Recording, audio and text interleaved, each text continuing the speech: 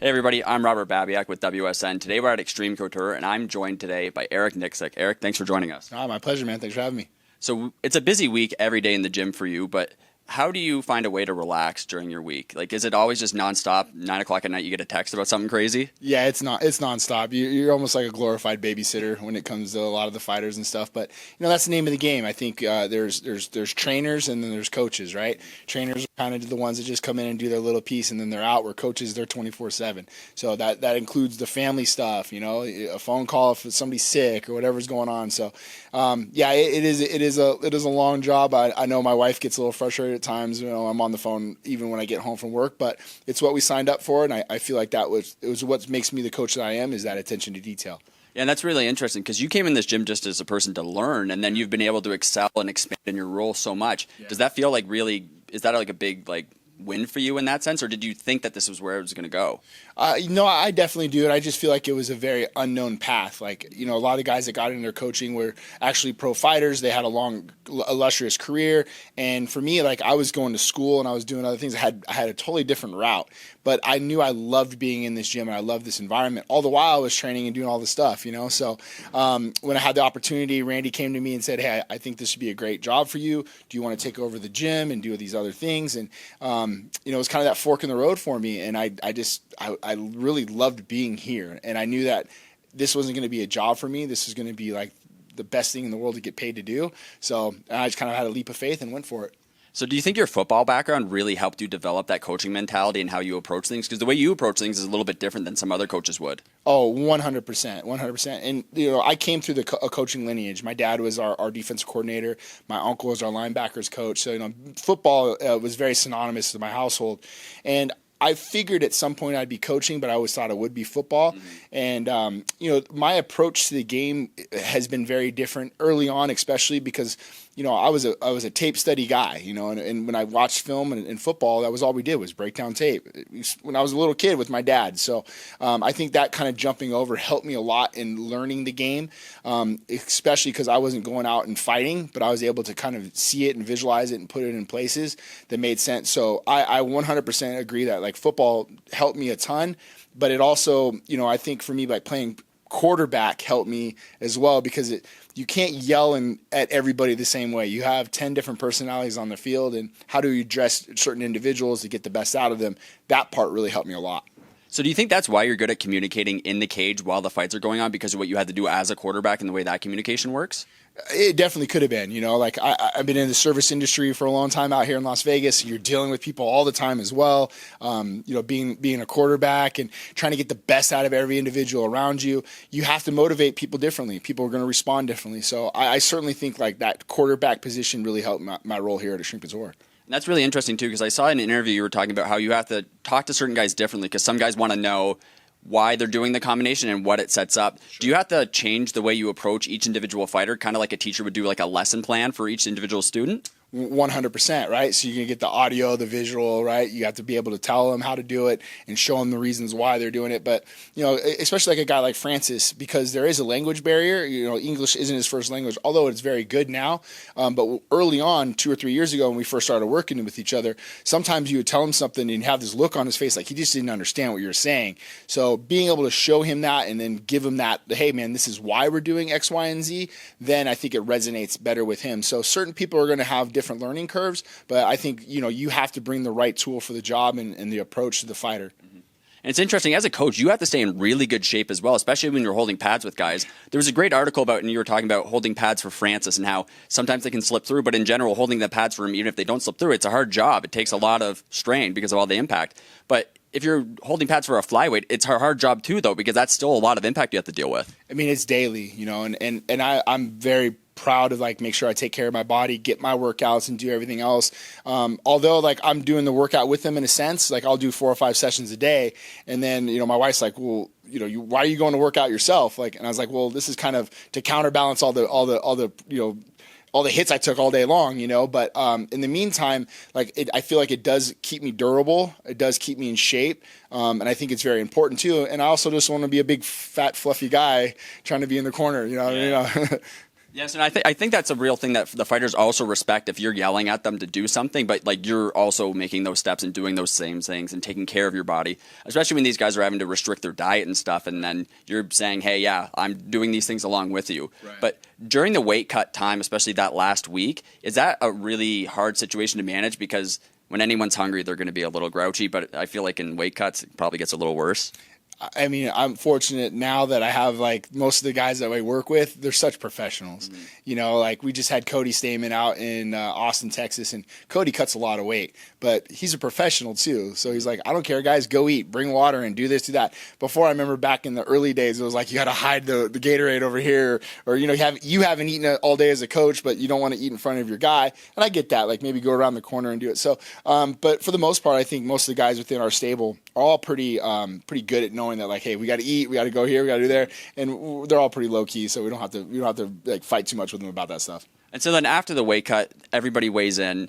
We've been talking to guys about what they want to eat right after, and some guys are like, yeah, like I really crave these other things, but I have to eat healthy. Mm-hmm. Then, yeah, I understand what you're saying, where you don't want to like grab a piece of pizza in front of a guy and he's sitting there like, come on, bro, what are you doing? Yeah. But when the fighter walks to the cage, what's going through your mind? Like, what's the feeling that you have? Is it nerves, or is it like you're so focused on you want to get that win, and it's a little different than nerves? Yeah, it's not really nervous for me at all. But it really becomes like a tunnel vision. I like to try to maybe equate it like a sniper, like you're just looking down the scope at your target. The environment and everything around you might be changing, but like I'm focused in on what we're having to go accomplish at that moment. So, you know, I don't know. It's something for me that I think that just over the years and getting those reps in, I've kind of learned how to, you know, calm it down. But I also, something my dad talked to me about years ago, Brad Tavares was fighting at the MGM, and me being a local boy, born and raised in Las Vegas, my dad, like, he made a great point. He's like, hey, take a second and look around and like take it all in, because, you know, you are a local boy, you're at MGM Grand, it is an iconic arena to be in. Take it in, because you're going to remember those moments. So because my dad told me that, like, now every time we go in, I know there's a time or two where I can just kind of take it all in and get that, and then it gets right back to my mindset and the tunnel vision and right back to it. So speaking of walking out, we've seen all sorts of guys walk out to all sorts of different types of music. What was the worst you've had to have experienced so far? Oh man, there's been some bad ones. Like some like just questionable songs of, like, you know, and it's funny because I'll usually ask, like, what are we walking out to, or, you know, whatever, and some guys won't tell me, and then you're like, what is this? And the song hits and you're like, oh man, you're just kind of walking to it. Yeah. I can't put anybody on blast, but there's been a few of those where I was like questioning what the hell we're walking out to a time or two. But I do have a funny story. Dan Ige was telling me the whole time, because I asked him, what are we walking out to? He's like, we're not walking out to Bon Jovi. I was like, Bon Jovi? Why are we walking out to Bon Jovi? Bon Jovi, like, just kind of like joking around with him the whole time, and then right when the curtain hit, he played Run the Jewels, who's my favorite rap band, and he like looks back at me and he's like, fucking gotcha, like, as we were walking out, you know. So it's kind of a cool moment. Yeah, it's really interesting because you'll see guys walk out to stuff, and sometimes they're doing it just to mess around, like to the Titanic theme song and stuff like that. Yeah. Just, and I think maybe sometimes guys just do it to like get rid of the nerves and just kind of walk out there, or maybe throw their opponent off. I don't know. That's some next level mind games. But looking forward, the game of MMA has developed rapidly, and you see guys that when they were fighting at the very beginning, now it's a completely different game almost. Where do you see things going from now? Are we kind of at that pinnacle, or is the game going to change a lot more since now? You would like to think that you're kind of at this pinnacle, but I mean, this is what the beautiful part of this sport is it's constantly evolving and finding new ways to grow. And I think that's where, you know, I love it as a coach, is because you can't just sit back and relax, because if you do, you're going to get passed by. So, I mean, a couple years ago, it was like everybody was switching stances and doing new things and doing this and doing that. Now I think like the Dagestanian is kind of, but remember, like Randy Couture was doing a lot of this stuff way back when, right? And then it kind of faded away, and now it's kind of back again, but it's like revamped and revisited, and there's some new wrinkles to that stuff. So you might see things go away, but it might come back new and improved and even better down the line. Yeah, because there was a moment where everyone was doing spitting. Right. And then the calf kick started, and then that's been dominant, and I can't see that going away. Mm-hmm. But when that started to happen, how did guys really start to prepare? Because you'd see some guys go into a fight and not be prepared for it, and their legs would just get chopped. Right. But how do you start to prepare for that?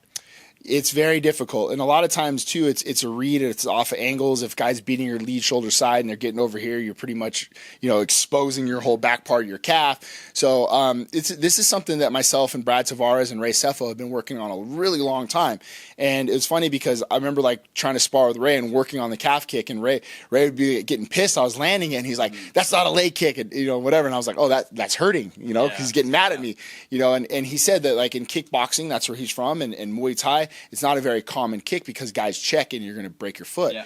But I think in MMA, because the stances are a little bit different because of the takedowns, you're able to expose that backside of the calf pretty well. So to me, it's a lot of just that there's a very subtle angle to get off that lead shoulder side so where you can attack the calf and not get countered. And it's really interesting because guys have talked to me like, I couldn't get on the airplane because my calf was so swollen. Yeah. And it's really interesting to see because it's one of those things where if you don't check that kick, it's going to turn negative really, really quick unless you're a monster and just act like it doesn't hurt. Right. And some guys do that, right? Yeah. But one final question. So when we're looking at the sport evolving in general, from where it first began to now, does anything surprise you of how the sport is going or the way things are operated or the way judging operates or the rules? Is anything like surprising to you now? Yeah, I mean, the judging I think is a good point. I feel like it still could be fixed in certain ways, but like I don't think anybody's really came up with the right way to fix it, right? So if you have a problem like when we were kids, you have a problem, we'll come up with a solution, right, or something better. And I still feel like there hasn't been a lot to really help her address that. I think some of those things when it comes to judging is the judges should be held on a panel or in front of the media and questioned about their decision-making process. Now, I'm not saying to put them on blast. Yep. I'm saying this in the regards of sometimes I'm friends with certain judges and I have the luxury of being able to talk to them, and it's never to be hammering them. It's I want to know what they saw through their lens. And sometimes when they explain it to you, you understand where they're coming from, opposed to just being disagreeing on everything, right? I think that's a lot of our society this day and age. Who do you vote for? You, I don't like you, right? Yeah. It's no, I want to understand you and understand what you're looking at and why you feel this way. And maybe I agree with you, maybe I don't, but at least we had that dialogue. And I think that's what we're losing out on some of these judges is like they should be accountable for their actions. And I feel like what happens is like Chris Lee, I had no problem with the decision for Emmett and Kattar. I had no problem with the decision. I did have a problem with the clearest round of that fight. Calvin Kattar won round 4. That was very clear. But for Chris Lee to give Josh Emmett round 4, explain yourself. Yeah. What did you see? And then once he does and you hear it, maybe he has some reasons why he felt that way. But I think it would furthermore expose the fact that some of these guys don't really know what they're looking at. And it's really interesting because I was talking to people and they're telling me my interpretation of the rule set, the unified rules, was wrong. And then there's some states that don't use the unified rules. And then there's a mix. But then there's judges who are in both. So they'll do one fight in one state and then move to another. How do you know that they're not somehow confused or misconstruing what they're supposed to be calling? But if someone like me is misinterpreting something, shouldn't it just be abundantly clear when you're reading the rules as to like how stuff is supposed to go to avoid these things? Because at the end of the day, I mean, like, it's a lot of money that changes hands when bad decisions happen, and somehow we're having a lot more of them lately. So it's just very interesting. But everyone's basically said, like, yeah, I would like to hear something, but I don't think anybody's really stepped forward and said, this is exactly what we need to do to fix everything. Right. And it's just one of those problems. It's going to probably take a lot of time. It's really on the athletic commissions. I think the athletic, like Jeff Mullen here, I think he's doing a great job in communicating with more of the coaches and more of the gyms. How can we be better? What are the things that you can see that we can work on? And just even having that line of communication has been huge because you got to think a fight's over. These judges are just scuffled off into the back, and you never see them again. Mm-hmm. They don't get asked questions. There's not a microphone in front of them. Explain yourself. And there's so many fights at a regular that now that fight next week you forget about the one before. So you're like, oh, well, I forgot about that happening. And you almost kind of get built on this reputation if you're a bad judge over time. But, I've been critical of judges on Twitter. And, Mr. Mullen was like, hey, man, I wish you didn't go on Twitter. I'm like, why don't I have a Yelp to complain about judges? This is the only platform that we have. So if it's making ripples and people are hearing about it, then great. Now you're coming to me and talking to me. So at least we're getting somewhere. Yeah, and that's really important. I think a dialogue is important to have this issue kind of resolved because everyone wants it to be resolved. But I really do appreciate you taking the time, Eric. This was really fun. I had so many questions I wanted to ask you, and I appreciate you answering everything. Well, now you got to jump in sparring, so you got plenty of time. 7 minutes. Let's go.